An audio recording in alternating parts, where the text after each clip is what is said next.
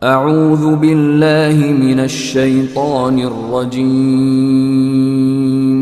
बिस्मिल्लाहिर रहमानिर रहीम। अल्लाहु अल्लाहु अल्लाहु अल्लाह अल्लाहु अल्लाहु अल्लाहु जज़ाकुमुल्लाहु खैरा। अब दर्स बुखारी के लिए तशरीफ़ लाते हैं फ़ज़ीलतुश शेख प्रोफ़ेसर मोहम्मद यूनुस मोहम्मद याक़ूब हफ़िज़हुल्लाहु तआला व मत्तअनल्लाहु बितूलि हयातिही। हमारे जामिया से इस दफ़ा बुखारी शरीफ की तकमील और अपना आखिरी तालीमी मरहला मुकम्मल करने वाले तलबा में हाफ़िज़ अबू बकर सलफ़ी और हाफ़िज़ अब्दुल मुहसिन बिन मौलाना ज़ुहूरुल्लाह साहब और 3 तालबात साइमा हनीफ़, शुमाइला अकरम और समीना कौसर।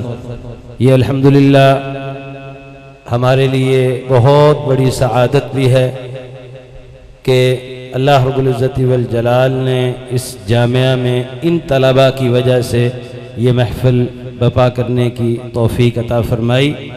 और मैं गुजारिश करूँगा उस्ताद मुहतरम से, अपने मुरब्बी से, कि वो दरस का आगाज़ करें। लेकिन उससे पहले मैं अपने बहुत ही प्यारे भाई हाफ़िज़ सुहेल अनवर और हाफ़िज़ मोहम्मद यहिया साहब से गुजारिश करूँगा, बहुत मोहब्बत है इनसे मुझे और लिल्लाह फ़िल्लाह है, कि ये भी यहाँ तशरीफ़ लाएँ और अपने दरस की तजदीद फ़रमाएँ। यकीनन ऐसे मौक़े रोज़ रोज़ मुयस्सर नहीं आते।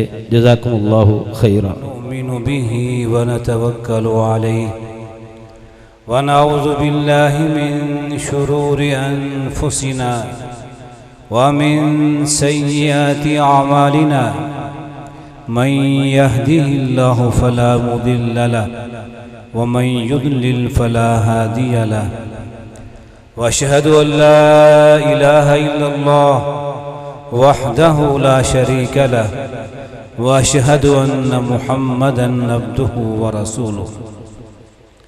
अम्मा बअदु फ़अऊज़ु बिल्लाहि मिनश शैतानिर रजीम। या अय्युहल्लज़ीना आमनुत्तक़ुल्लाह व क़ूलू क़ौलन सदीदा। या अय्युहल्लज़ीना आमनुत्तक़ुल्लाह हक़्क़ तुक़ातिह व ला तमूतुन्न इल्ला व अंतुम मुस्लिमून। या अय्युहन्नासुत्तक़ू रब्बकुमुल्लज़ी ख़लक़कुम मिन नफ़्सिन वाहिदा व ख़लक़ मिन्हा ज़ौजहा व बस्स मिन्हुमा रिजालन कसीरन व निसाअ वत्तक़ुल्लाह अल्लज़ी तसाअलून बिही वल अर्हाम इन्नल्लाह काना अलैकुम रक़ीबा। या अय्युहल्लज़ीना आमनुत्तक़ुल्लाह व क़ूलू क़ौलन सदीदा युस्लिह लकुम अमालकुम व यग़फ़िर लकुम ज़ुनूबकुम व मन युतिइल्लाह व रसूलहु फ़क़द फ़ाज़ फ़ौज़न अज़ीमा। आज की ये महफ़िल नहायत ही बाबरकत है, सआदतों से बरकतों से भरी हुई है। क्या आज हमारे कुछ नौजवान और कुछ हमारी अजीज बेटियां इल्म वही से आरास्ता होकर हादी और दाई बनकर मैदान अमल में निकलने वाले हैं। रब्बुल जलाल इनकी अमली ज़िंदगी में इनका हामी और नासर बने और जिस वही का इल्म हासिल किया है उस वही के तकाज़ों को अदा करने की तौफ़ीक अता फ़रमाए। मुअज़्ज़ज़ सामईन, इस कायनात में सबसे ज़्यादा अफजल बरगुज़ीदा शख्सियात अगर हैं तो अम्बिया और रसूल की हैं। अम्बिया और रसूलों से बढ़कर इस कायनात में कोई भी अफजल नहीं है। और अम्बिया की और रसूलों की ये फजीलत इस वजह से है कि रब्बे ज़ुल जलाल ने अपनी वही का इल्म उन्हें अता किया है। वही इलाही की वजह से कि ये अम्बिया और रसूल वही इलाही के हामिल हैं, वही इलाही के अमीन हैं और वही इलाही को दीन की शक्ल में उसके बंदों तक पहुंचाने के जिम्मेदार हैं। ये अम्बिया और रसूल इस कायनात की सबसे अजीम हस्तियां हैं।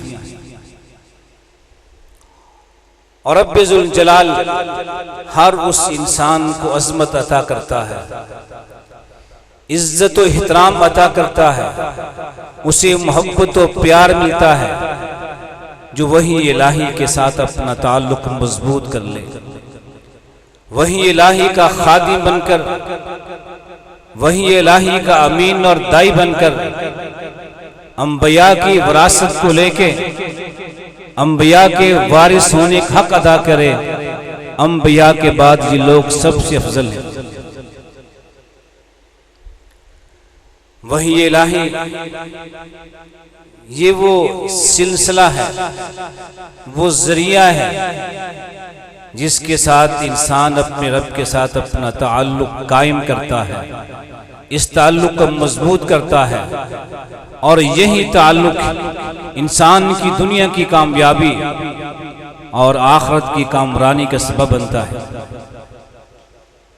जो वही इलाही के अमीन होते हैं, रब्बे ज़ुल जलाल के यहाँ बहुत अजीज होते हैं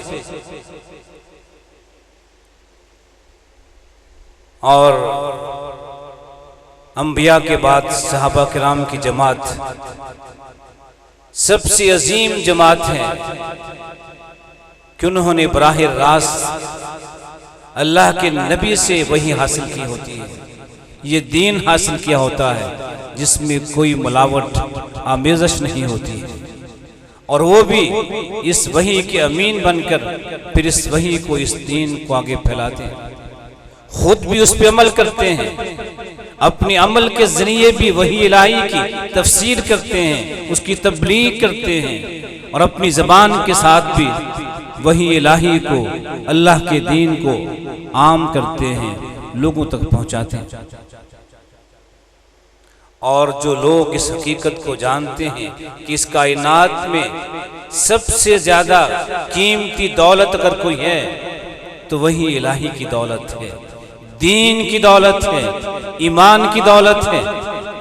जिन लोगों को ये हकीकत मालूम हो जाती है फिर उन्हें दुनिया की परवाह नहीं होती, वो दुनिया के माल के पीछे नहीं भागते, वो हमेशा इस वही इलाही को सीने से लगाकर इसकी खिदमत के जज्बे के साथ इस वही इलाही को आम करते हैं, इससे सीखते हैं, इसका इल्म हासिल करते हैं और फिर इस इल्म को फैलाते हैं। अब्बासी खलीफा अबू मंसूर, अबू जाफर मंसूर खलीफा बनने से पहले इस पर भी आजमाइश का दौर आया था और ये अताब से बचने के लिए, हुकूमत के करिंदों से बचने के लिए, जान बचाने के लिए छुपा करता था। इन्हीं अयाम में अपने एक दोस्त के घर में छुप जाता है और फिर जब ये खलीफा बनता है तो उसका दोस्त मिलने के लिए आया जिसके घर में इसने छुपकर पनाह ली थी, अपने आप का तहफ़्फ़ुज़ किया था। आज अबू जाफर मंसूर खलीफा है, दोस्त मिलने के लिए आता है। अबू जाफर मंसूर कहता है कि मेरे दोस्त, कल तुमने मेरी जान बचाई, मुझे तहफ़्फ़ुज़ दिया, मुझे घर में पनाह दी, आज मैं खलीफा वक़्त, मांगो जो मांगना है, तुम्हें क्या चाहिए, आज मैं तुम्हारी हर मांगी हुई चीज तुम्हें दे सकता है, तुम्हारी हर तमन्ना पूरी कर सकता हूं। तो दोस्त कहता है कि अमीरुल मोमिनीन, मेरे पास दुनिया की हर दौलत मौजूद है, मुझे किसी दौलत की जरूरत नहीं है, मुझे को माल नहीं चाहिए, मनसब नहीं चाहिए, इक्तदार नहीं चाहिए। मेरी एक तमन्ना है कि आज के दौर का सबसे अजीम मुहद्दिस इमाम आमश की शागिर्दी इख्तियार कर लूं। मेरी तमन्ना है मैं इमाम आमश के सामने बैठ के उससे वही का इल्म हासिल करूं, दीन सीखूं। आप आमश के नाम में खत जारी कर दीजिए, इमाम आमश को खत लिख दीजिए, मुझे अपनी शागिर्दी में ले ले। ये वो उन लोगों की तमन्ना थी, चाहत थी, जो जानते थे वही इलाही का मुकाम क्या है, इसकी अहमियत क्या है। सारी दुनिया की दौलतों के सामने ये सबसे ज्यादा कीमती दौलत वही इलाही की दौलत, दीन की दौलत। और आज हम इस दौलत की अहमियत और कदर कीमत को फरामोश करके हम दुनिया के माल के पीछे भागते हैं। दिन रात हमारी सोच दुनिया का माल, दुनिया की इज्जत व आबरू, दुनिया के मुनासिब होते हैं। लेकिन वो चीज़ जो हमें खाल के कायनात के साथ मिलाने वाली है, जो सारी इज्जतों का मालिक है, जिसके हाथ में इज्जत है, जो सारे खजानों का मालिक है, उस खाल के कायनात के साथ हमारा ताल्लुक जोड़ने वाली कोई चीज़ है तो वही इलाही है। हम इसको छोड़ चुके हैं और वो चीज़ जो फानी है, दुनिया में रह जाने वाली है, उस चीज़ के पीछे हम बहुत भागते हैं। नहीं, आज की इस महफिल में सबसे ज़रा तज़किरा इमाम बुखारी का होगा, इसलिए कि इमाम बुखारी की किताब सही बुखारी पढ़ने के बाद ये हमारी अजीज़ तलबा और तालिबात आलिम और आलिमात बनकर मैदान अमल में निकल रहे हैं। इमाम बुखारी की ज़िंदगी हमारे लिए एक बहुत बड़ी दलील है कि रब्बे जुल जलाल उसको इज्जत अता करता है जो रब की दीन के लिए, रब की वही की खिदमत के लिए अपने आप को वक़्फ़ कर देता है। इमाम बुखारी बचपन में यतीम हो जाते हैं, बाप का साया सर पे नहीं। और आज के माशरे में जिस बच्चे के सर पे बाप की शफकत ना हो, बाप का साया ना हो, वो बच्चा बिगड़ जाता है। वो बच्चा कुछ बनता नहीं है, संवरता नहीं है, बल्कि ठोकरें खाता है, बिगड़ जाता है। लेकिन रब्बे जुल जलाल ने इमाम बुखारी को वो इज्जत अता की जो शायद किसी और आलम दीन को, किसी मुहद्दिस को न मिली। क्यों?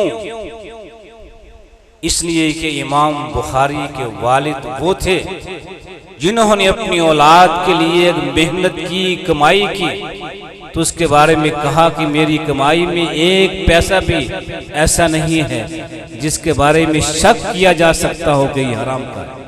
हराम होना तो दूर की बात है, शक भी नहीं किया जा सकता कि मेरी दौलत में एक पैसा भी हराम का हो। हलाल कमाई, अपने बच्चों को खिलाई, उसकी असरात। और माँ भी ऐसी थी जिसने ये तमन्ना नहीं की कि मेरा बेटा दुनिया के किसी आला मनसब पे पहुंचे, इसके पास बहुत दौलत हो, माल हो, ताजिर बन जाए, इसे बड़ा मनसब मिल जाए।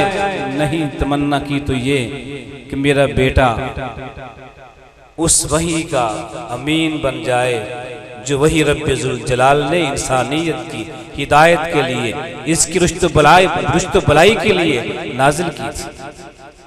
इस वही इलाही को जानने वाला, इस वही इलाही का अमीन बन जाए, इसका खादिम बन जाए और दिन रात दुआएं करती थी। लेकिन इमाम बुखारी बचपन में नबीना हो गए तो इनकी वालिदा सोचती हैं कि शायद मेरा वो ख्वाब जो मैं ख्वाब चाहती थी, जो ख्वाब मैं देखती थी, शायद मेरा ये ख्वाब मुझे इसकी ताबीर न मिल सके। रब्बे जुल जलाल के साथ दुआएं की अपने बेटे के लिए कि मेरे बेटे की बनाई तूने वापस ले ली है, मेरे बेटे को फिर से बनाई दे दे। इतनी कसरत से माँ ने अपने बेटे के लिए दुआ की कि दुनिया के लिए मिसाल बन गई। क्या लोगों, माँ की दुआ में वो कुव्वत होती है। अगर बेटा भी नबी ना हो तो बीना बन जाता है। माँ की दुआ में बहुत कुव्वत होती है, बहुत ताकत होती है। जो माएँ अपनी औलाद के लिए दिल से दुआएं करती हैं, उनकी औलाद वैसा बन जाती है जैसी माएँ चाहती हैं। इखलास के साथ माँ जो भी दुआ करती हैं औलाद के लिए, रातों को उठ के दुआएं करें तो यकीनन ये दुआएं रंग लाती है। जिस तरह इमाम बुखारी की वालिदा ने दुआ की, नबी ना बेटा बीना बन जाता है। माँ की दुआएं किसी औलाद के साथ और बाप की हलाल कमाई उसका साथ हो, इसके लिए रास्ते खुल जाते हैं। इमाम बुखारी भी ये सारी चीजें लेकर भी अपने मुआशरे पे निगाह डालते हैं तो देखते हैं इस मुआशरे को किस बात की जरूरत है। एक आलमी दीन का फर्ज होता है अपने मुआशरे पे निगाह डालें, मेरे मुआशरे को किस बात की जरूरत है। देखते हैं कि मेरे इस मुआशरे में, मेरी कौम में, लोगों में अहादीस के बहुत मजमूए हैं। तिरमिज़ी है, अबू दाऊद है, निसाई है, इस जैसे और बहुत सी हदीस की किताबें हैं। लेकिन सभी हदीस की किताबों में सही हदीस भी है, ज़ईफ़ हदीस भी है, मौज़ू हदीस भी है। ऐसी कोई किताब नहीं है जिसमें सिर्फ सही रवायात, और कोई भी शख्स उठे उस किताब से रहनुमाई ले, हिदायत ले, तो उसको सही हिदायत मिल जाए। ऐसी किताब होनी चाहिए जिसमें सिर्फ और सिर्फ सही अहादीस हों, सही रवायात। ये मेरी कौम की ज़रूरत है, मुसलमानों की ज़रूरत है। भी बच्चे थे, छोटे थे, लेकिन महसूस किया कि कौम को किस बात की ज़रूरत है। दिल में अज़म कर लिया कि ये काम मैं करूँगा। और फिर उनके उस्ताद भी एक दिन क्लास में कहते हैं, काश बेटो तुम में से नौजवान उठे और ऐसी किताब अहादीस का ऐसा मजमुआ तैयार करें जिसमें सिर्फ और सिर्फ सही रवायात, हर शख्स उससे रहनुमाई ले सके। जरूरत ना हो तहकीक करने की, रवायत सही है या सही नहीं है, ऐसी सही हदीस का मजमुआ होना चाहिए। दिल में अज़म था, उस्ताद ने भी ख्वाहिश का इजहार किया, इरादा कर लिया कि अब ये काम मैंने जरूर करना है। और फिर 16 साल की मेहनत के बाद ये हदीस का सही बुखारी का मजमुआ तैयार करके अपने उस्ताद के सामने पेश किया। 16 साल की मेहनत है, 1 साल की नहीं, 2 साल की नहीं, 16 महीनों की नहीं, 16 साल की मेहनत है। 16 साल की मेहनत के बाद ये किताब तैयार की, अपने उस्ताद के सामने पेश किया कि आप गौर कीजिए, देखिए इस किताब में रिवायात सही है कि नहीं। और खुद इससे पहले इमाम बुखारी ने हर वो जरिया और तरीका जो किसी हदीस को परखने का था उसे इस्तेमाल किया।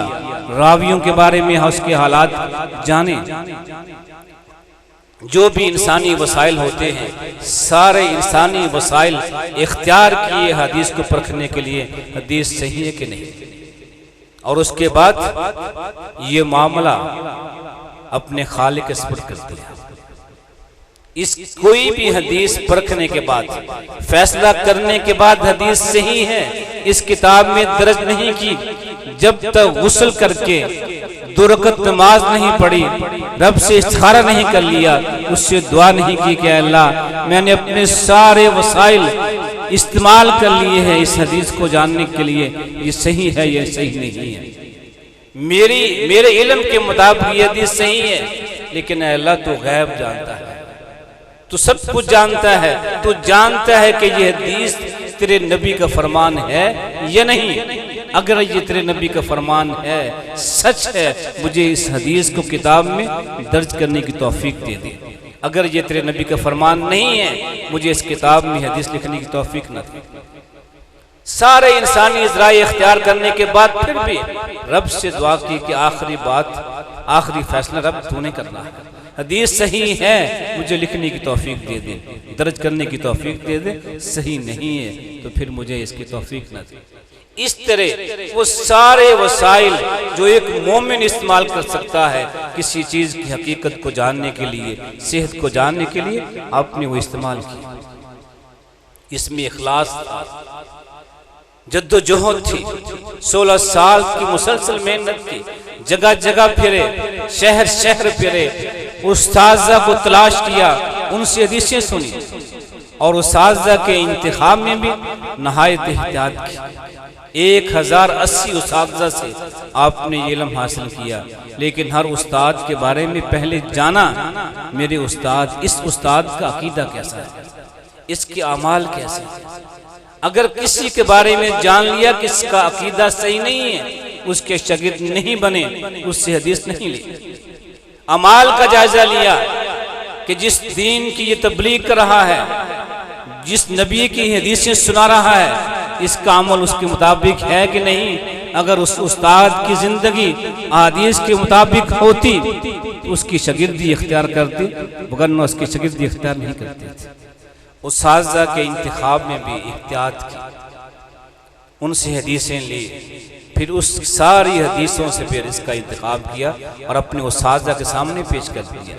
उस्ताज़ा ने तस्दीक की कि हाँ ये सभी रवायात सही हैं, तो फिर इस किताब को अवाम व नास के सामने पेश किया। ये वो इखलास था, जोहद मुसलसल थी, मेहनत थी, रब्बे जुल जलाल इससे कबूल किया और इसे ये एजाज अता किया। असहुल कुतुब बदा किताबिल्लाह बन गई। कुरान हकीम के बाद सभी दीन की किताबों में कुछ सही तरीन किताब है तो सही बुखारी है। ये एजाज मिला तो सही बुखारी को मिला। इसमें माँ बाप की दुआएं भी थी, हलाल कमाई के असरात भी थे, लेकिन इमाम बुखारी की जद्दोजहद, इखलास ये भी शामिल था। और जब कोई शख्स फिर ये इस तरह इखलास के साथ दीन को सीखता है, दीन की खिदमत करता है, रब्बी कायनात उसे दुनिया में इज्जत अता करते हैं। जब इमाम बुखारी ये इमाम बनकर वापस अपने शहर में आते हैं, शहर वाले सुनते हैं हमारे शहर का एक जवान मोहम्मद बिस्मिल बुखारी वापस आ रहा है, जिसने सही बुखारी लिखी है, उसके इस्तकबाल के लिए सारा शहर बुखारा बाहर आ जाता है। मौरखीन लिखते हैं कि इमाम बुखारी के इस्तकबाल के लिए जो लोग शहर से बाहर आए थे, वो माहौल पुराना था, इतलाआत के जराए नहीं थे। सुना कि इमाम बुखारी तशरीफ ला रहे हैं, शहर से बाहर चलेंगे। कई रातों तक शहर से बाहर रहे कि मालूम नहीं इमाम बुखारी दिन को आते हैं, रात को आते हैं, किस पहर आते हैं। वो रातें भी दिन भी शहर से बाहर गुजारते थे। खैमे लगा लिए कि इमाम बुखारी आएंगे तो इस्तकबाल करना।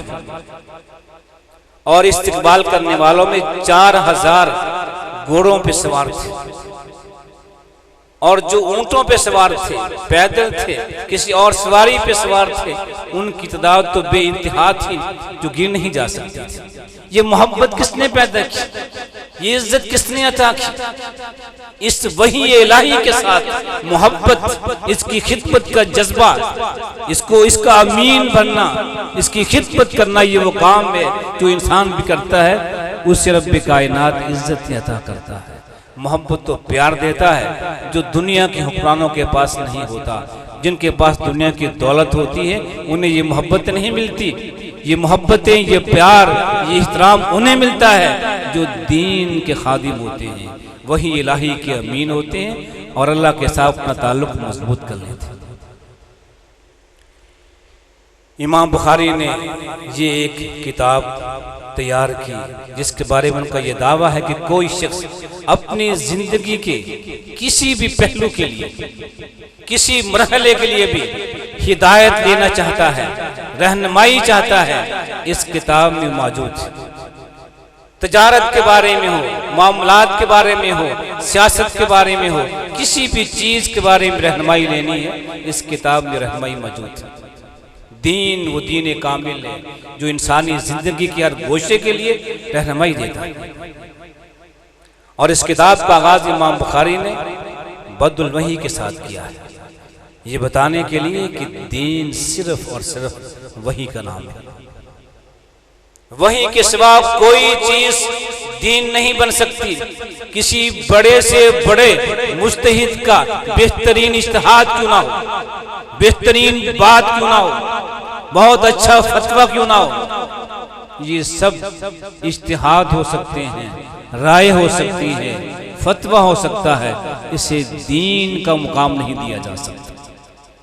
दीन का मुकाम, दीन का मर्तबा सिर्फ और सिर्फ अल्लाह की बात, उसके रसूल की बात को है, किसी और की बात को दीन नहीं कहा जा सकता।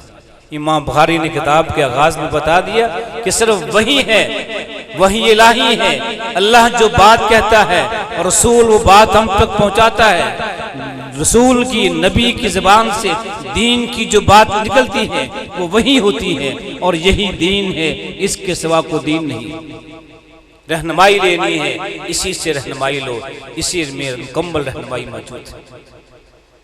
और इमाम बुखारी ने इस किताब का इख्तिताम किया है किताब तौहीद के साथ, ये बताने के लिए, हमें समझाने के लिए कि ऐ उलमाए किराम और ऐ मुसलमानों, तुम सारा कुरान पढ़ लो, सारी बुखारी पढ़ लो, इस पे अमल कर लो, तुम्हारे अमाल उस वक़्त तक रब के यहाँ कबूल नहीं होंगे जब तक तुम्हारा अकीदा तौहीद सही नहीं होगा। आम उलमा का अंदाज था किताब के आगाज में तौहीद की बात करते थे। इमाम बुखारी ने किताब के आखिर में तौहीद की बात की कि हर लम्हे अपनी तौहीद का जायजा लेते रहो, पढ़ने से पहले भी, पढ़ने के दौरान भी, पढ़ने के बाद भी अपना अकीदा तौहीद का जायजा लेते रहो कि महज मुवहिद होने के दावे काफी नहीं हैं। अपनी तौहीद का जायजा लेते रहो, तुम कैसे मुवहिद हो। तुम्हारा अकीदा है कि वो अल्लाह राज़िक है, अल्लाह के सिवा कोई राज़िक नहीं है, कोई रोजी नहीं देता। तुम्हारा ईमान है सिर्फ अल्लाह रोजी देता है। अब जायजा लो, तुम रोजी के हसूल के लिए झूठ बोलते हो, झूठी कस्में उठाते हो, रिश्वत लेते हो, डाके डालते हो, चोरी करते हो। जब तुम्हारा अकीदा ये है कि मुझे रोजी रब ने देनी है, वो राज़िक वो है, तो फिर रोजी की हसूल के लिए ये गलत तरीके क्यों इस्तेमाल करते हो। जायजा लो अपने इस अकीदे का, रब राज़िक है। अगर रब के राज़िक होने पे ईमान है तो तुम्हारी तजारत में कभी झूठ नहीं आना चाहिए, झूठी कस्में नहीं उठानी चाहिए। किसी का माल हड़प कर जाओ, कब्जा कर लो, किसी की चीज उठा लो, चोरी कर लो, रिश्वत लो, माल में मिलावट करो, 2 नंबर माल बेचो, ये काम क्यों करते हो। अगर ये करते हो तुम्हारा अकीदा रब पर कि वो राज़िक है सही नहीं है। अपने ईमान का जायजा लेते रहो, तुम्हारा ईमान कैसा है। किताब व तौहीद आखिर में लाए कि हर लम्हे अपनी तौहीद को परखो, अकीदा तौहीद को परखो, तुम्हारा ईमान किस तरह का। और किताब व तौहीद के आखिर में जो बाब लाए हैं, नज़रुल मुअज़्ज़िन किस तरह यौमुल क़ियामा, कि हम क़यामत के दिन मीज़ान, इंसाफ वाले मीज़ान कायम करेंगे।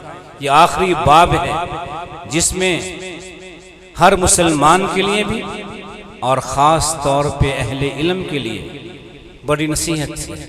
वन अमाला बनी आदमा व कौलहुम यूज़न। बाब ये कायम किया कि अल्लाह ताला फरमाते हैं कि हम क़यामत के दिन इंसाफ वाले मीज़ान कायम करेंगे और औलाद आदम के आमाल भी, इनके अकवाल भी, इनका वज़न होगा। यहाँ फिक्र दी अहले इल्म को कि तुम्हारे आमाल भी रब ने देखने हैं और तुम्हारे अकवाल भी। ज़बान से को बात करने से पहले सोचा करो मैं कौन सी बात करने लगा हूँ, क्या ये बात करना सही है या नहीं। मेरी बात के साथ रब राजी होगा, नाराज होगा। मेरी बात के साथ किसी का दिल दुखेगा कि किसी को खुशी हासिल होगी, ये गौर कर लिया करो। तुम्हारी हर बात का भी वजन होगा। किसी की तौहीन की, किसी की तज़लील की, किसी को गाली दी, किसी को बुरा भला कहा, क़यामत के दिन इसका भी हिसाब होगा। और अगर तुमने किसी पर ज्यादती की होगी, किसी को गाली दी होगी, किसी को बुरा भला कहा होगा, किसी की गिबत की होगी, चुगली की होगी, तो क़यामत के दिन जब तुम्हारे पास माल नहीं होगा, तुम्हारी नेकियां तुमसे लेके उनको दे दी जाएंगी। जिनका तुमने दिल दुखाया था, अपनी बदज़बानी के साथ, गाली के साथ, ग़ीबत के साथ, चुगली के साथ तज़लील की थी, तुम्हारी नेकियां तुमसे लेके उन्हें दे दी जाएगी। तुम्हारे पास नेकियां नहीं होंगी, उन लोगों के गुनाह लेके तुम्हारे खाते में डाल दिए जाएंगे। इसलिए फिक्र करना, तुम्हारी हर बात का वजन होगा। रब परखेंगे तुम क्या कहते हो और क्या करते हो, तुम्हारे अमाल में देखेंगे। और क़यामत के दिन ऐसे मीज़ान रब्बे कायनात कायम करेंगे जिन मीज़ानों में बहुत कुछ मापा तोला जाएगा, जायजा लिया जाएगा कि ये इंसान कैसा है, इसके अमाल कैसे हैं, इसकी सोच कैसी थी, इसके अक़वाल क्या थे। और क़यामत के दिन की जवाबदेही की फिक्र ये एक ऐसी चीज़ है, अगर किसी भी इंसान में ये फिक्र पैदा हो जाए कि मैं क़यामत के दिन रब के सामने जवाबदेह हूँ, तो वो कभी भी गलत काम नहीं करता। हर काम करने से पहले सोचता है कि कल मैंने इसके बारे में रब के सामने जवाब देना है, क्या जवाब दूंगा। सही बुखारी में ये वाक़या बयान किया गया है कि पहली उम्मतों में ये बात हुई कि एक शख्स ने किसी दूसरे से ज़मीन खरीदी। ज़मीन खरीदने के बाद ज़मीन में खुदाई की तो एक गड्ढा निकल आया जिसमें हीरे जवाहरात थे, बहुत कीमती माल था। वो ये गड्ढा देख के सोचने लग गया कि मैंने तो ज़मीन खरीदी थी, मैंने पैसे ज़मीन के दिए थे, इस माल के नहीं दिए थे। ये हीरे जवाहरात, ये माल मेरा नहीं है, मैंने इसके पैसे नहीं दिए, ये उसका है जिससे मैंने ज़मीन खरीदी थी। उसके पास जाता है कि अल्लाह के बंदे, मैंने तो उससे ज़मीन खरीदी थी, तुझे ज़मीन के पैसे दिए थे, तेरी ज़मीन से ये माल निकल आया है, ये माल ले लो, तुम्हारा है। वो कहता है कि नहीं, मैंने ज़मीन के पैसे ले लिए थे, ज़मीन में जो कुछ है अब तुम्हारा है, ये माल तुम्हारा है, ले जाओ। दोनों झगड़ते हैं किस बात पे, ये माल तेरा है, मेरा नहीं है, ले जाओ, तुम्हारा है। और आज हम झगड़ते हैं इस बात पे कि ये माल मेरा है, तेरा नहीं है। क्यों? वहां एहसास है जवाबदेही का। ये माल मैंने ले लिया, मेरी औलाद खाएगी, खानदान खाएगा, लेकिन जवाब तो मैंने देना है। और आज हमें इसकी फिक्र नहीं है। आज हिरस है ये कि माल आ जाए, जैसे भी आ जाए माल खींचना है, प्लाट पे कब्जा करना है, कर लें।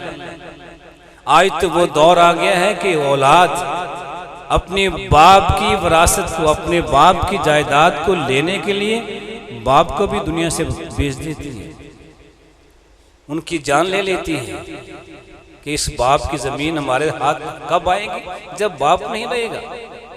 भाई लगड़ते हैं, लड़ते हैं, झगड़ते हैं, एक एक इंच पर, एक एक फुट पर, आधे आधे मरले पे लड़ते हैं। सके भाई खून बहा देते हैं थोड़ी सी जमीन के लिए। क्यों?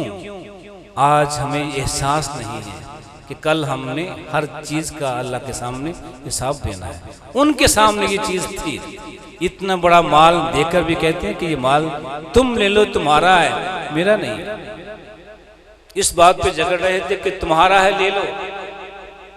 तो किसी ने कहा कि लड़ो ना, झगड़ो ना, किसी को सालिस बना लो, उससे फैसला करवा लो। सालिस बनाया, उसके सामने ये बात रखी, वो समझ गया कि इस दोनों के दिल में क़यामत की जवाबदेही का इतना एहसास है, इनमें से कोई शख्स भी ये माल लेने पे तैयार नहीं होगा। उनसे पूछते हैं तुम्हारी औलाद है? एक कहते हैं हाँ मेरा एक जवान बेटा है, दूसरा कहते मेरी जवान बेटी है। कहा दोनों की शादी कर दो, दोनों की शादी कर दो और ये माल उन दोनों को तोहफे में दे दो। अब देखिए, गौर कीजिए, वो माल दे रहे थे, तुम ले लो, मैं नहीं लेता, तुम्हारा है। और हुआ क्या? जवान बेटे बेटी की शादी भी होगी, बोझ उतर गया और वो माल बेटी और बेटी को मिल गया, कहीं बाहर नहीं गया, दोनों खानदानों में रहा और जायज तरीके से। अब दिल में कोई खलश नहीं है कि नाजायज तरीके से माल मेरे घर में आया है, जायज तरीके से आया है। जब आप भी हम भी किसी माल के हसूल के लिए जायज तरीके इख्तियार करेंगे तो माल तो हमें मिलना है। जो माल हमारे मुकद्दर में है, हमारे नसीब में है, हमें मिलेगा। लेकिन उस माल को लेने के तरीके हमने इख्तियार करने हैं। वो तरीके जायज इख्तियार कर लें, नाजायज इख्तियार कर लें। माल जो हमारी किस्मत में है हमें मिलना है। हमें इस्लाम ने ये तसव्वुर दिया, ये अकीदा दिया कि तुम्हारा रिज़्क रब ने मुतय्यन कर दिया है। जो तुम्हें उसने देना है लिख दिया है। उस रिज़्क में कोई कमी नहीं आएगी, ज़्यादती नहीं होगी। जो माल तुम्हें मिलना है मिलेगा। दुनिया की कोई ताकत तुमसे वो छीन नहीं सकती, कम नहीं कर सकती, बढ़ा नहीं सकती। अब इम्तिहान तो ये है, रिज़्क मिलना है लेकिन तरीका आपने इख्तियार करना है। जायज़ तरीके से इख्तियार ले लें, रिश्वत के साथ ले लें, झूठ बोल के ले लें, झूठी कस्में का उठा के ले लें, चोरी कर लें, डाका डाल लें। जो आप लेंगे वो आपकी किस्मत में था, लेकिन आपने वो तरीका इख्तियार करके उसे अपने लिए हराम कर लिया। तरीका जायज़ इख्तियार करते माल मिलना था, लेकिन तरीका जायज़ होता तो माल भी हलाल होता। ये हमारा इम्तिहान है, आजमाइश है। इसलिए अपने ईमान को मजबूत कीजिए। क़यामत के दिन की जवाबदेही का एहसास बेदार कीजिए। हम अपने हर अमल के बारे में जवाबदेह हैं। एक एक पाई जो हम दुनिया में हासिल करते हैं हम जवाबदेह हैं। खिलाएंगे हम अपनी औलाद को, औलाद जवाब नहीं देगी, हिसाब हमने देना। इमाम बुखारी ने ये बाब कायम करके हमें अपने आप को संवारने की दावत दी है। अपनी जिंदगी संवारना चाहते हो तो क़यामत के दिन की जवाबदेही पर मजबूत ईमान ले आओ। और कोई भी अमल, कोई भी काम करने से पहले देख लो, सोच लो कि इस काम के बारे में तुम जवाबदेह हो। अपनी ज़बान हिलाने से पहले, बात करने से पहले सोच लो तुम इस बात के बारे में रब के सामने जवाबदेह हो। तुम्हारी बात ऐसी नहीं होनी चाहिए जो रब को गुस्से में ले आए, रब के गज़ब को दावत देने वाली हो। कोई ऐसी बात न कहें जिससे किसी का दिल दुख जाए। दूसरों के दिल को दुखाना ये ऐब है, गुनाह है। मुसलमान की तारीफ ये है कि अपने हाथ और ज़बान से किसी दूसरे को अजियत नहीं देता, दुख नहीं देता। जो अपनी ज़बान के साथ किसी को दुख देता है वो गौर करे, उसका इस्लाम, उसका ईमान सही नहीं है। और फिर इसके बाद इमाम बुखारी इस बाब में जो रवायत लाए हैं, कलिमतानी हबीबतानी इलर रहमान के दो कलमे हैं जो रहमान को बहुत ही पसंद है। ज़बान पे बहुत हल्के हैं, मीज़ान पे बहुत भारी हैं। और ये हदीस ला के इमाम बुखारी ने बाद शुबहात का इजाला कर दिया जो उस दौर में भी थे और आजकल भी कुछ हैं कि तुम बातें करते हो कि अमाल को तोला जाएगा। अमाल कौन सी तोलने वाली चीज़? हमारे कौल तोले जाएंगे। कौल कैसे तोले जाते हैं? बात को कैसे तोला जाता है? अमल किया हमने, नमाज पढ़ी है, हमने झूठ बोला है, सच बोला है, इसका वजन कैसे होगा? ये इसका वजन नहीं हो सकता है। ये शुबहात उस दौर में भी थे और आजकल भी कुछ लोग ये शुबहात पैदा करते हैं। इमाम बुखारी ये हदीस लाए हैं, कलिमतानी खफीफतानी अलल लिसान कि दो कलमे हैं जो ज़बान पे बहुत हल्के हैं और मीज़ान में बहुत भारी हैं। हमें हमारी ज़बान में जवाब दिया कि लोगों तुम खुद कहते हो कि ये कलमे ज़बान पे भारी हैं, ये कलमे ज़बान पे हल्के हैं। अगर तुम्हारी ज़बान मयार बन सकती है किसी कलमे के वज़न को जांचने का, हल्का है या भारी है, जब तुम्हारी ज़बान बता देती है ये कलमा हल्का है, ये कलमा भारी है, रब की मीज़ान क्यों नहीं बता सकती? ये कोई इश्काल नहीं है, कोई शुबा नहीं है। तुम्हारी अपनी गुफ्तगू, तुम्हारी ज़बान बताती है। कलमे हल्के भी होते हैं, ज़बान पे भारी भी होते हैं। जब भारी हल्के हो सकते हैं तो जो हम कहते हैं तुम्हारे यहाँ कौल का वजन होगा, ये कहा बात कैसे गलत होगी? तो दो कलमे बहुत हल्के हैं, ज़बान से अदा करना बड़ा आसान है, लेकिन हम अदा करते नहीं। अभी आप सूरत अफसरी शब्द बयान कर रहे थे, समय न वाताना की बात। हमने सुना है कि ये 12 रखते दिन में पढ़ेंगे तो जन्नत मिल जाएगी, और जिसने भी सुना उसने कहा समय न वाताना। जब से मैंने ये बात सुनी है तब से मैं इस पे अमल कर रहा हूँ। क्या आपके दिल में जज्बा पैदा हुआ कि हमने आज ये हदीस सुनी है, हम भी इसके बाद ये कह सकें कि जब से मैंने इस दरस में ये हदीस सुनी है मैंने सुनते छोड़ी नहीं। जज्बा पैदा कीजिए, जज्बा पैदा कीजिए। ये मकसद था बात बताने का कि आज आप भी अज़म कर लें कि आज के बाद हम इस पे अमल करेंगे, और कल हम हमेशा कह सकेंगे कि जब से मैंने ये हदीस सुनी है मैंने ये सुनते कभी छोड़ी नहीं। ऐसी एक और रवायत है,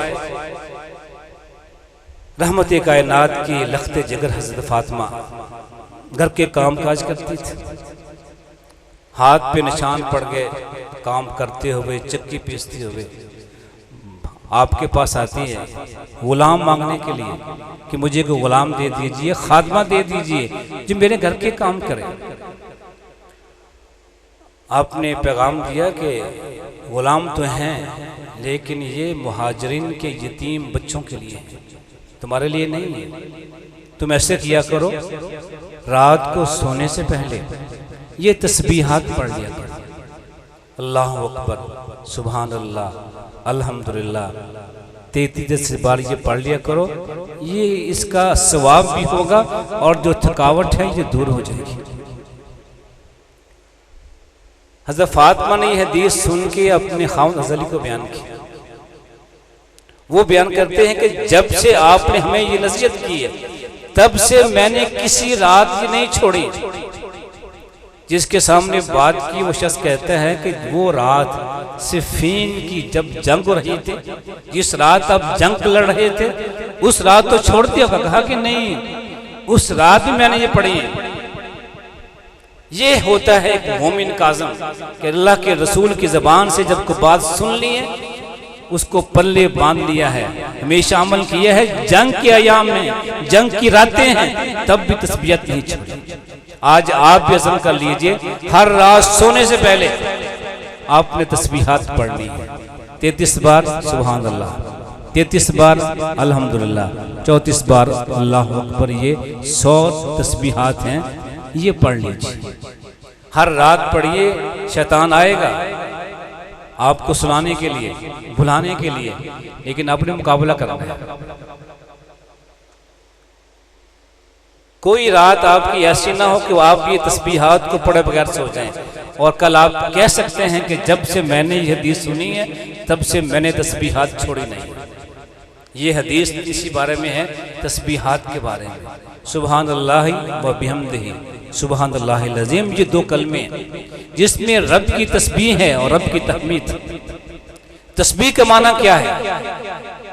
वो अल्लाह हर ऐब से पाक है, उसमें कोई नक्स नहीं है, कोई खामी नहीं है, उसे नींद नहीं आती।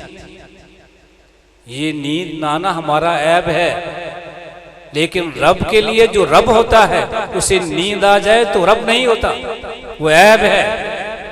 हमें बता दिया, अलामतें बता दी कि लोगों जान लो, जो भी सोता है वो कभी रब नहीं बन सकता, कभी माबूद नहीं बन सकता, कभी इलाह नहीं बन सकता।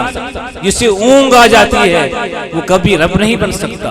रब वो होता है जिसे ऊंग नहीं आती, जिसे नींद नहीं आती, जिसे भूख नहीं लगती, जिसे प्यास नहीं लगती, जो खाता नहीं है, पीता नहीं है, सोता नहीं है। ये आम अलामतें हैं। जो जिस जात में ये अलामतें मौजूद हैं वो कभी माबूद नहीं बन सकता। उसे कभी सजदा ना करना, कभी उसे माबूद ना समझना। वो रब हर ऐब से पाक है। सुभान अल्लाह, अल्लाह हर ऐब से पाक है। कोई ऐसी चीज जो रब की शान के लायक नहीं है, हम रब से इनकार करते हैं, वो रब की सिफ्त नहीं है, रब का वो ऐब नहीं है। रब हर ऐब से पाक है और हर खूबी का मालिक है। अल्हम्दुलिल्लाह का माना क्या है? इस कायनात की सारी खूबियां, सारी अच्छी सिफात उस रब की हैं। इस सारी कायनात का जमाल, सारी कायनात की खूबसूरतियां, हर अच्छी चीज उस रब की है, किसी और की नहीं है। जो कुछ हमारे पास अच्छा है हमारा नहीं है, उस रब का अता करता है। और रब के पास जो खूबी हैं उस रब की हैं कि उसने किसी से ली नहीं है, किसने उसको दी नहीं। वो अपने कमालात का मालिक है, अपने औसाफ का मालिक है, अपनी खूबियों का मालिक है। ये इतराफ करें, बार बार कहें कि अल्लाह तेरी ज़ात में कोई ऐब नहीं है, इस कायनात की हर खूबी तेरी खूबी है। ये माना है सुभान अल्लाह। अभी हम देखेगा और जो शख्स ज़बान से ये कलमे कहता है, इससे अच्छे कलमे कोई नहीं है। सुभान अल्लाह वल्हम्दुलिल्लाह वला इलाहा इल्लल्लाह वल्लाहु अकबर, ये 4 कलिमात हैं जो बहुत ही अज़मत वाले हैं, फजीलत वाले हैं। और हम जो फरिश्ते हैं उनकी खुराक यही है, उनकी तस्बीह यही है, सुभान अल्लाह व बिहम्दिही। और जो शख्स एक दिन में 100 बार ये पढ़ ले सुभान अल्लाह व बिहम्दिही, उसके सारे गुनाह मिट जाते हैं। अगरचे वो समुंदर की झाग के बराबर क्यों ना हो, वो गुनाह मिट जाते हैं। ये वो बातें हैं जिसके साथ आपके गुनाह मिट जाएंगे। आप नेक अमाल करते हैं, इबादत अंजाम देते हैं, सारे अच्छे काम करते हैं, लेकिन अच्छे कामों के साथ साथ कभी कभी गुनाह भी हो जाते हैं, मासियतें हो जाती हैं, गलत काम भी हो जाते हैं। और ये तस्बीहात हमारे सारे गुनाहों को मिटा देने वाली है। इसलिए तस्बीहात का इहतमाम कीजिए। और जो इन तस्बीहात को पढ़ता है, कसरत से पढ़ता है, वो अपनी जिंदगी में महसूस कर लेता है कि रब की रहमतें, बरकतें किस कदर उसके शामिल हाल है। उसे महसूस हो जाता है। जो शख्स ये पढ़ता है ला हौला वला कुव्वता इल्ला बिल्लाह, ये जन्नत के खजानों में से खजाना है। और जन्नत क्या है? वहां जो इंसान चाहे उसे मिल जाता है, ये वहां का खजाना है। जन्नत वो है जहां जन्नती जो चाहेगा, जिसकी तमन्ना करेगा, उसे मिल जाएगी। जो शख्स ये पढ़ता है जिंदगी में, दिन में, रात में बार बार पढ़ता है ला हौला वला कुव्वता इल्ला बिल्लाह, उससे भी ये खजाना मिल जाता है जन्नत के खजानों में से। इसलिए इहतमाम कीजिए इन तस्बीहात का। कभी वो दौर था कि घर की औरतें भी जब भी कोई काम काज करती थी, आटा गूंथती थी, तो साथ साथ सुभान अल्लाह, अल्हम्दुलिल्लाह, अल्लाहु अकबर, ला इलाहा इल्लल्लाह पढ़ा करती थी। इस पढ़ने के साथ उस आटे में और रोटी में वो बरकत होती थी कि औलादें नेक बनती थी, माँ बाप की खिदमत करती थी, उन्हें घर से निकालती नहीं थी। और आज की माएँ जब आटा गूंथती हैं, रोटी पकाती हैं, चावल पकाती हैं, उनके हाथ में मोबाइल होता है। वो मोबाइल पे वो कुछ देख रही होती हैं, सुन रही होती हैं, जो इस्लाम में देखना सुनना जायज़ नहीं है। फिर औलाद ने कैसा बनना है? जैसे बन रही हैं, नाफरमान, तंग करने वाली, परेशान करने वाली, माँ बाप को घर से निकाल देने वाली कि जाओ तुम्हारा घर अब वो ओल्ड होम है, ओल्ड होम्स में जाओ, तुम्हारा वो घर है, वहाँ जाकर ठहरो, ये घर जवानों के हैं, यहाँ आपका कोई काम नहीं है। जब आप भी रब को भूल जाएंगे तो फिर औलादों पे इसके असरात होंगे। इसलिए मेरी अपील है माओं से भी और उन तालिबात से भी जो दीन का इल्म हासिल करने के बाद आलिमा बनकर बताया उन्हें निकलने वाली हैं, कि इसका ख्याल करें कि वो उनकी ज़बान पे अच्छे कलिमात हों, तस्बीहात हों, और अपने रवैये सही करें। कहीं इन दीनदार औरतों को देखकर और औरतें ये न कहें अगर दीनदार ये हैं तो हम बेदीन अच्छी हैं। अपने रवैये सही कीजिए, लोग आपको देखकर कहें कितनी अच्छी बेटी है, कितनी अच्छी लड़की है, काश मेरी बेटी भी ऐसे हो। अपनी बेटियों को विदेशों में भेजें आपको देखकर। अगर आप ऐसी बन जाएं तो बड़ी खुशनसीब हैं। ऐसा कभी न बनिए कि आपको देख के लोग कहें कि नहीं, अगर दीनदार ये हैं, आलिमा ये हैं, तो हमारे बच्चे इससे बहुत बचे रहे तो अच्छे। और मेरी दरख्वास्त है अपने नौजवानों से भी जो फारिग हो रहे हैं कि ये वही इलाही ऐसी दौलत है जिसके सामने दुनिया की किसी दौलत की अहमियत नहीं है। इसलिए कभी दिल में दुनिया की दौलत की हिरस तमन्ना न लाइए। इमाम बुखारी का वाक़या आपने सुना होगा कि अपने शख्सियत के लिए, अपनी अदालत के लिए माल ज़ाया कर लिया, लेकिन अपनी ज़ात पे हरफ नहीं आने दिया। कश्ती में जा रहे थे, 1000 सोने के सिक्के थे, कश्ती में किसी ने शोर डाल दिया कि मेरे पैसे गुम हो गए। तलाशी ली जाने लगी। इमाम साहब सोचते हैं कि अगर मेरी तलाशी में अगर मुझसे ये पैसे बरामद हो गए, मुझ पे चोरी का इल्ज़ाम लग गया, मेरी सारी मेहनत ज़ाया जाएगी, मेरी अदालत ख़त्म हो जाएगी, मेरी सकाहत नहीं रहेगी। लोग कहेंगे वो बुखारी जिस पे चोरी का इल्ज़ाम लगा था, इसकी हदीस हम नहीं मानते। अपनी शख्सियत को कायम रखने के लिए, जरा से बचने के लिए, अपनी अदालत के लिए 1000 सोने के सिक्के दरिया में गिरा।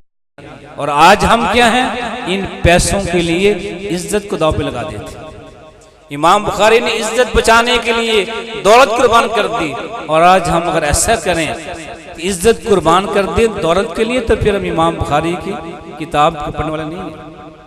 हमेशा अपने दिल से दुनिया के माल की हिरस निकाल दीजिए। वही इलाही वो दौलत है जिसके सामने कोई और दौलत कुछ नहीं है। रब से ताल्लुक मजबूत कीजिए, ये दुनिया की दौलत आपके कदमों में आएगी। इसके पीछे न भागिए, ये आपके पीछे आएगी, आपके कदमों में आएगी। अपना ईमान मजबूत कीजिए, जो आपके नसीब में है आपको मिलेगा, जो आपके नसीब में नहीं है उसमें निगाह में न डालिए कि मुझे मिल जाए।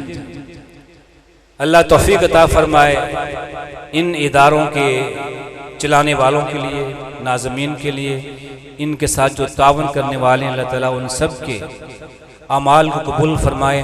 उनके अमाल में, उनके ईमान में, उनकी दौलत में, उनकी औलाद में, हर चीज़ में अल्लाह बरकत अता फरमाए। उनकी हर चीज़ बाबरकत बना दे, उन्हें हर शर से महफूज रखे, उनकी औलादों को नेक बनाए, कारोबार में बरकतें डाले, उन्हें मज़ीद तौफीक अता फरमाए कि ऐसे दीन के इदारों को कायम रखने के लिए अपना माल भी खर्च करें, वक़्त भी दें, और सबसे ज़्यादा कीमती चीज़ अपनी औलाद को इधर भेजें।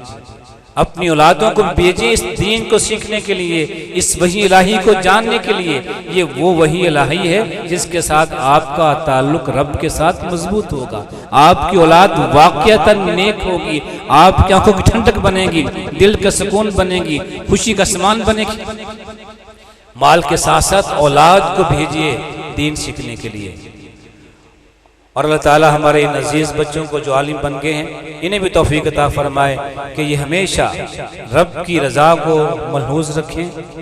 दुनिया की कोई चीज़ ये इनका मतमय नज़र ना हो, जो इनके नसीब में है इन्हें ज़रूर मिलेगा, इज़्ज़त के साथ मिलेगा, लेकिन ये किसी चीज़ के पीछे ना भागें। हमेशा लोगों में मोहब्बत की बात करें, लोगों को मोहब्बत दें, लोगों को प्यार दें, एहतराम दें, हर एक के साथ इज्जत के साथ बात करें, हर मसला एहतराम के साथ बताएं, नफ़रत पैदा ना करें। मसाजिद में, घरों में, कहीं भी नफ़रतें मिटाएं, मोहब्बतें पैदा करें, अपनी ज़बान में मिठास पैदा करें। जब ज़बान में मिठास होगी तो फिर लोगों के दिलों में इनकी इज्जत पैदा होगी। अल्लाह ताला जो कुछ हमने कहा है, जो सुना है, इसे समझने की तौफीक फरमाए। आज मेरा इम्तहान था, बड़े बड़े मशाइख की मौजूदगी, मुझे कहा गया दरस बुखारी दें, मालूम नहीं इम्तहान में कामयाब हुआ है नाकाम हुआ है। अल्लाह ताला हमारे इन बुज़ुर्गों को जिन्होंने मुझे आर्डर दिया है कि आप दरस दें, अल्लाह उन्हें भी इज़्ज़त अता फरमाए, सेहत की दौलत अता फरमाए, उनके इल्म में, अमल में बरकत करे, उनकी औलाद को भी उनका जानशीन बनाए, और उनकी दीन, उनकी दुनिया बेहतरीन बनाए। वाल बला।